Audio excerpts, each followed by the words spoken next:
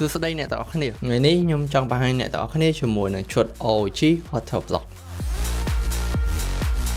និយាយទៅម៉ាស៊ីនមួយឈុតនេះគឺយើងបំពាក់សុទ្ធសឹងតែប្រេងលំដាប់អន្តរជាតិតែម្ដងជាមួយនឹងប្រេងកម្ពុជាដែលកំពុងល្បីនៅទូទាំងពិភពលោកជាពិសេសយើងប្រើប្រាស់ជាមួយនឹង component OG មួយឈុតតែម្ដងដែលមានដូចជា case motherboard power supply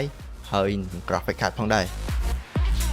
ខែដែលយើងប្រើជាមួយមួយឈុតនេះគឺជា ROG Hyperon GR 702ដែលយើងបំពាក់ជាមួយ CPU Ryzen 9 9950X 3D អ្នកទាំងអស់គ្នាជាប្រភេទ Select Gaming CPU អ្វីលើពិភពលោកដែលអ្នកទាំងអស់គ្នាចង់យកទៅលេង game ក៏បានឬក៏ប្រើការងារ productivity ផ្សេងៗទៀតក៏បានដែរជាមួយនឹង motherboard ROG Crosshair X870E Hero ជា top tier motherboard គេដែលមាន feature ពិសេសសម្រាប់ overclocking performance ទៅលើ CPU Ryzen 9 9950X នេះផងដែរ motherboard នេះមិនត្រឹមតែ performance ខ្លាំងអ្នកទាំងអស់គ្នាក៏មកជាមួយ technology ស៊េរីថ្មីៗដូចជា Wi-Fi 7 Bluetooth 5.4 ហើយក៏ដូចជា AI optimize temperature performance ហើយនិង network ផងដែរដែលជួយសម្រួលការងារអ្នកទាំងអស់គ្នាឲ្យវា smooth រលូនតែម្ដងហើយកញ្ចក់កាំងដែលអ្នកទាំងអស់គ្នាឃើញនោះគឺជាប្រភេទ LCD screen អ្នកទាំងអស់គ្នាដែលបំពាក់ជាមួយនឹង brand X model Panorama WB ជាប្រភេទ CPU Water Block តែម្ដងដែលប្រើប្រាស់ជាមួយនឹងLCD ដែលមានទំហំ